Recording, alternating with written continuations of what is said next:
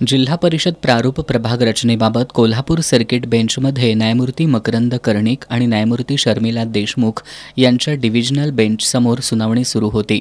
आज राज्य निवडणूक आयोगाचे वकील अतुल दामले यांनी युक्तिवाद मांडला। राज्य निवडणूक आयोगानं 18 जून 2025ला अधिसूचना काढली होती। त्यानुसार जिल्हा परिषदेच्या प्रभाग रचनेचे अधिकार शासनाला दिलेत, असा युक्तिवाद त्यांनी मांडलाय। मात्र न्यायालयानं राज्य निवडणूक आयोगानं प्रसिद्ध केलेल्या अधिसूचनेत याबाबत उल्लेख नसल्याचा प्रश्न उपस्थित केलाय।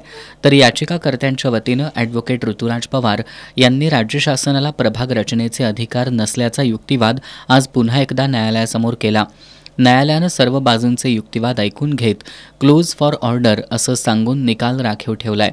याचिकाकर्ते त्याचबरोबर राज्य सरकार आणि राज्य निवडणूक आयोग यांचे युक्तिवाद पूर्ण झालेत।